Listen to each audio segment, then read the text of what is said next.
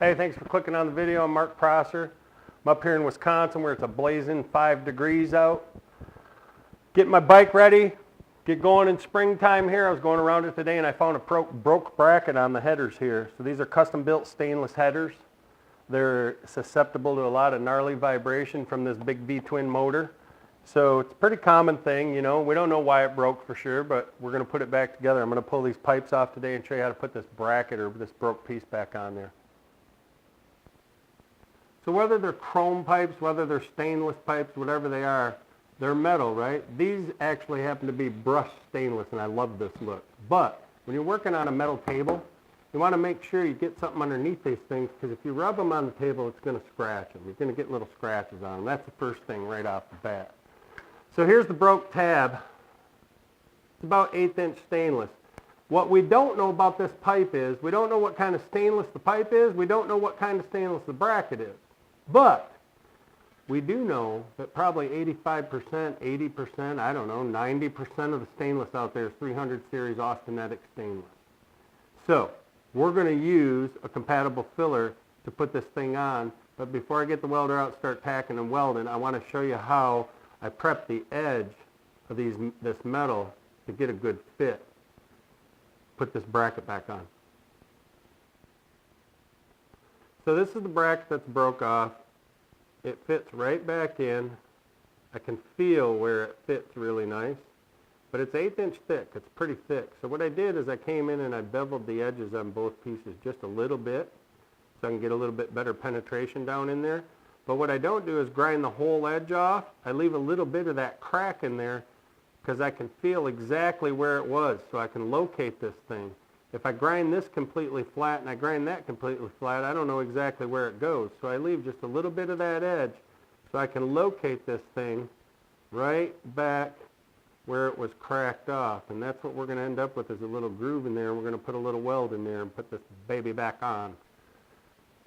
So I'm going to get in here and bevel these edges just a little bit more. I'm going to knock down any burrs. I'm going to make this little piece fit in there just how I want it before I weld it.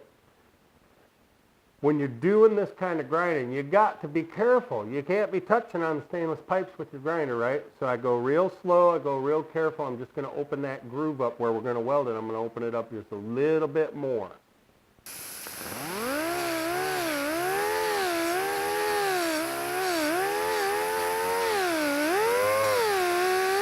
We got a little bit of a bevel on this piece, but we got to do this piece too. So I'm holding this with my fingers because I'm pretty confident, you know, with my little grinder that I'm not going to hurt myself.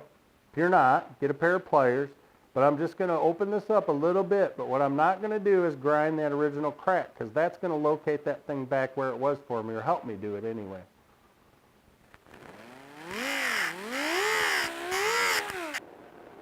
I still got this thing sitting on the gloves. I'm getting ready to tack this. When you weld stainless, stainless has an incredible thermal expansion, which means when it heats up it gets longer, and it has a really low thermal conductivity, so it stays hot for a long time. This bracket has to bolt to the other bracket on the other pipe.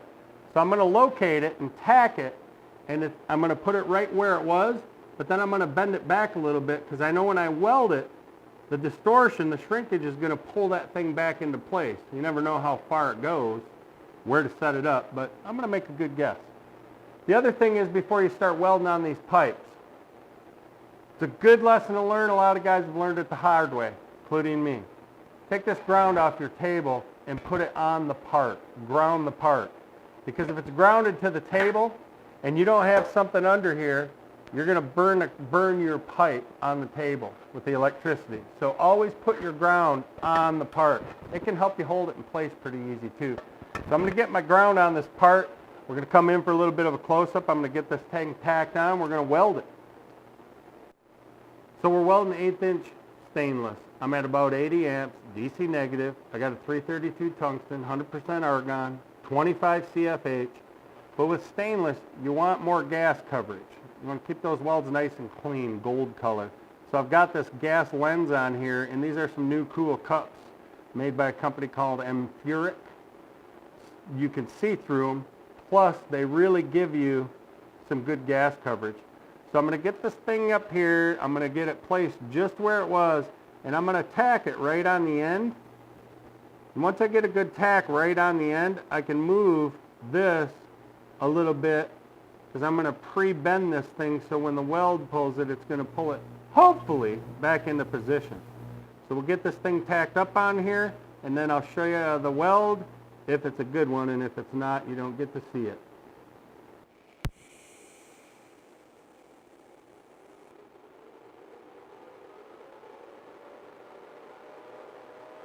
When you're welding stainless, you want to weld this at lower amps and weld it kind of fast. It just doesn't like heat, but when you get to the end, always hold and let that gas run out. You have a much better looking weld and you avoid contamination. So, here we go. This is my important weld. I hope we don't screw it up.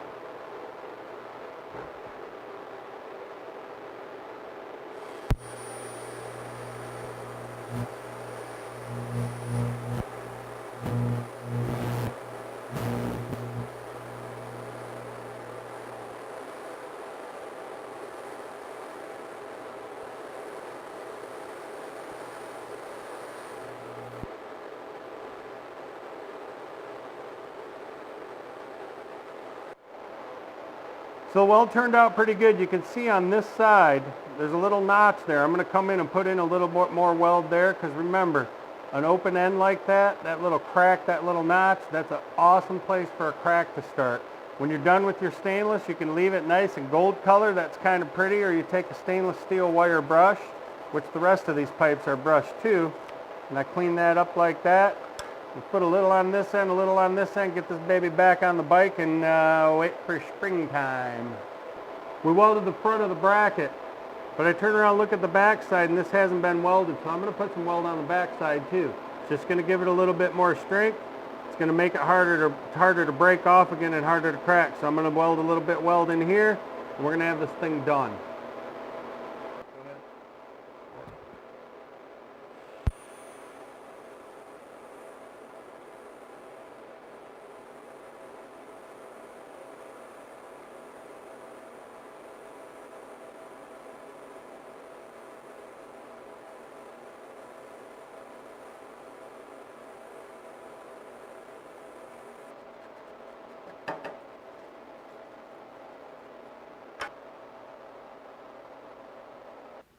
Got our bracket back on this thing. It looks good. I actually noticed a weld on the other bracket on the other pipe that was broke in the same spot, probably at some point.